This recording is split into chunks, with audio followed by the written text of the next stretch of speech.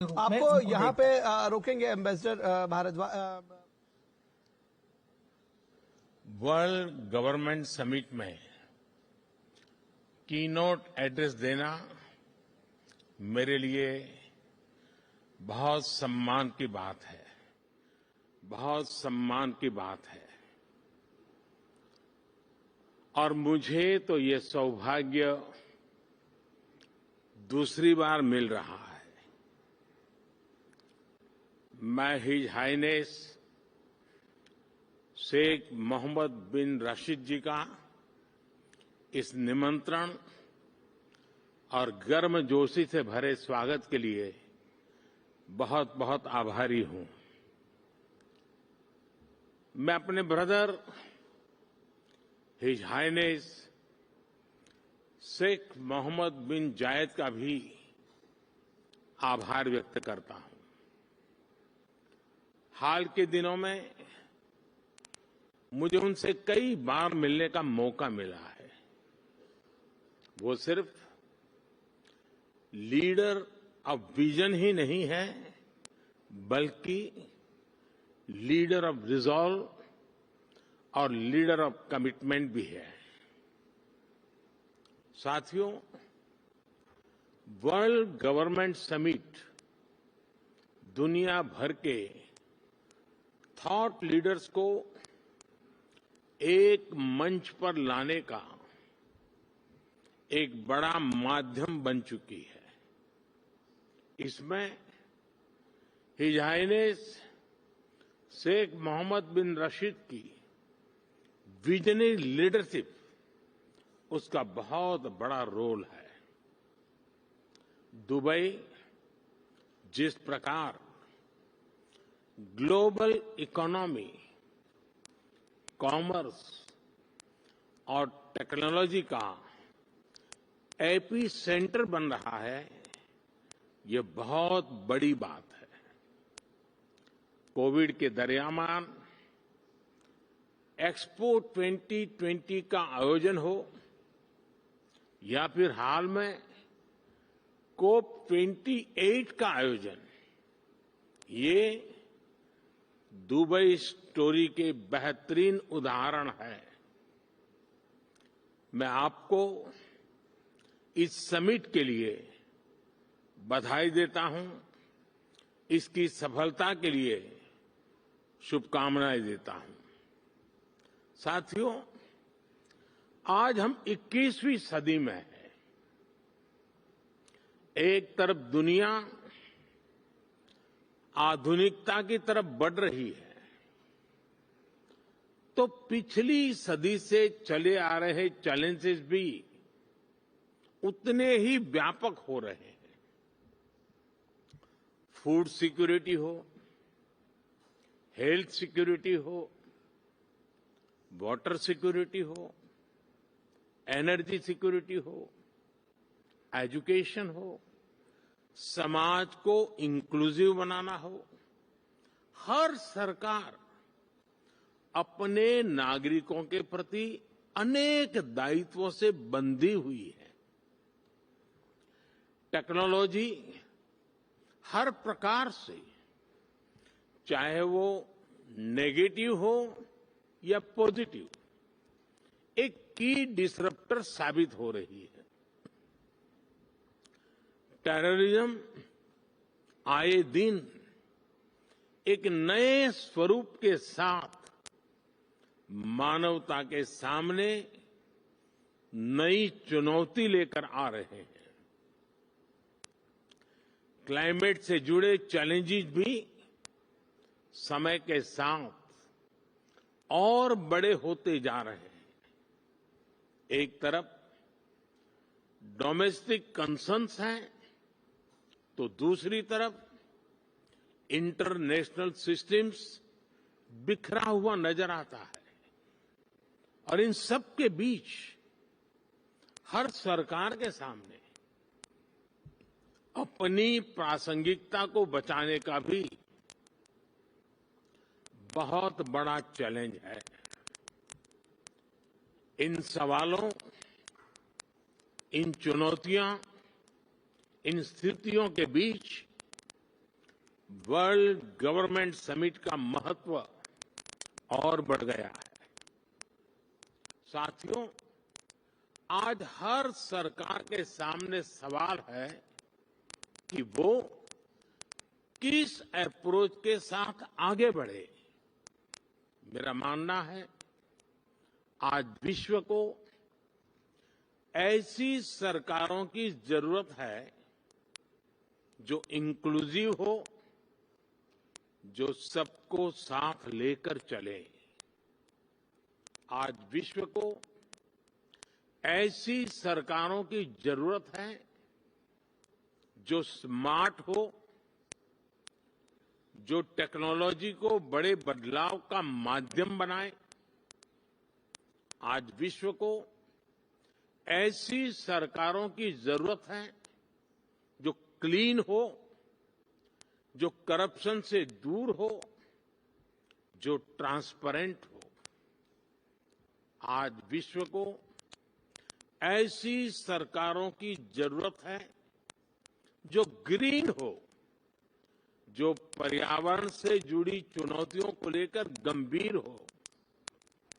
आज विश्व को आवश्यकता है ऐसी सरकारों की जो ease of living, ease of justice, ease of mobility, ease of innovation और ईज ऑफ डूइंग बिजनेस को अपनी प्राथमिकता बनाकर चले।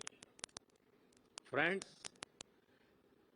हेड ऑफ द गवर्नमेंट के तौर पर लगातार काम करते हुए मुझे 23 साल होने जा रहे हैं। मैंने 13 साल भारत के एक बड़े स्टेट गुजरात की सरकार में रहते हुए लोगों की सेवा की है और अब मुझे सेंट्रल गवर्नमेंट में देशवासियों की सेवा करते हुए 10 साल होने जा रहे हैं। मैं मानता हूं कि सरकार का अभाव भी नहीं होना चाहिए और सरकार का दबाव भी नहीं होना चाहिए। बल्कि मैं तो ये मानता हूं कि लोगों की जिंदगी में सरकार का दखल कम से कम हो, ये सुनिश्चित करना भी सरकार का ही काम है।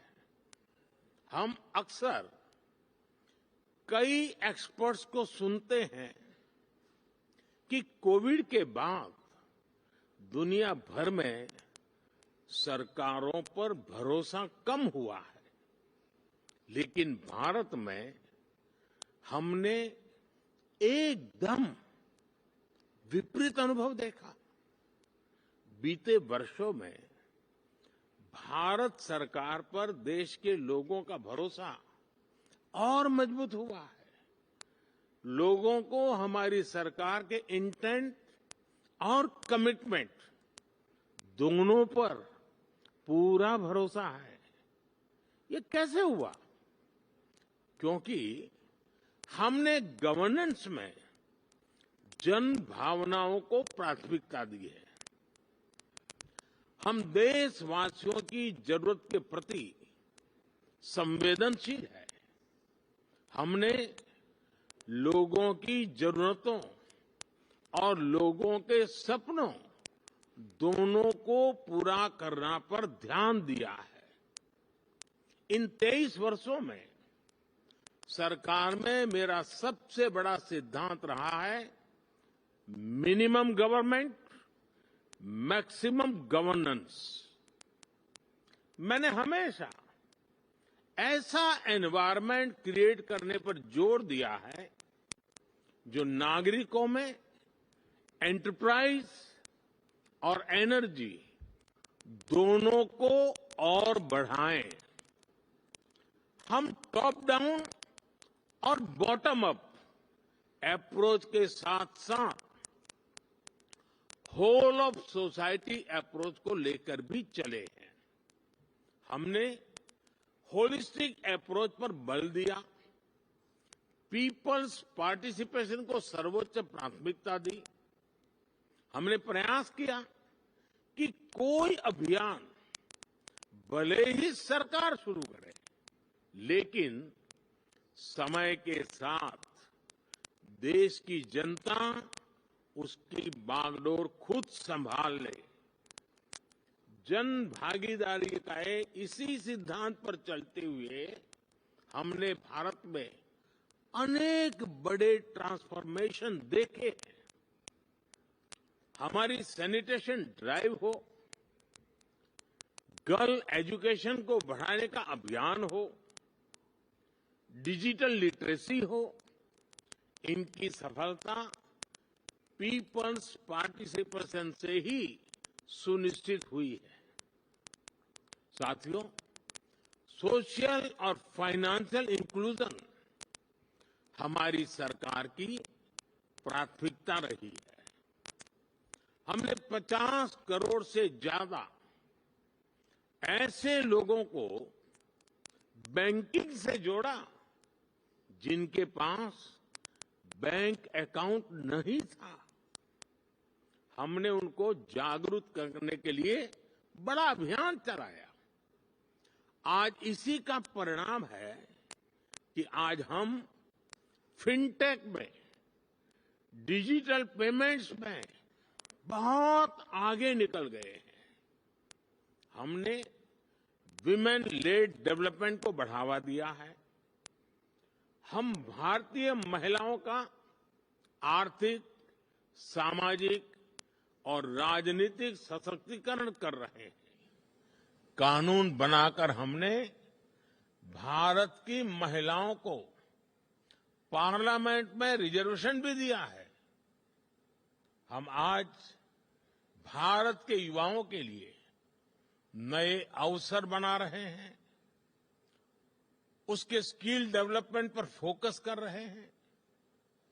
बहुत कम समय में ही भारत दुनिया का तीसरा सबसे बड़ा स्टार्टअप इकोसिस्टम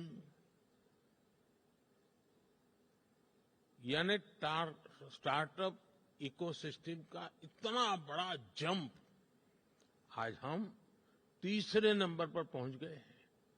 साथियों, सबका साथ, सबका विकास के मंत्र पर चलते हुए हम लास्ट माइल डिलीवरी और सैचुरेशन के अप्रोच पर बल दे रहे हैं। सैचुरेशन की अप्रोच यानी सरकार की योजनाओं के लाभ से कोई भी लाभार्थी छूटे नहीं, सरकार खुद उस तक पहुंचे। गवर्नेंस के इस मॉडल में भेदभाव और भ्रष्टाचार दोनों की ही गुंजाइश समाप्त हो जाती है। एक स्टडी के मुताबिक भारत ने पिछले 10 वर्षों में 250 मिलियन लोगों को गरीबी से बाहर निकाला है और उसके पीछे इस गवर्नेंस मॉडल की बड़ी भूमिका रही है। साथियों, जब सरकारें पारदर्शिता को प्राथमिकता देती हैं तो उसके नतीजे भी मिलते हैं और भारत इसका भी एक उदाहरण है। आज भारत के 130 करोड़ से ज्यादा नागरिकों के पास उनकी डिजिटल आइडेंटिटी है।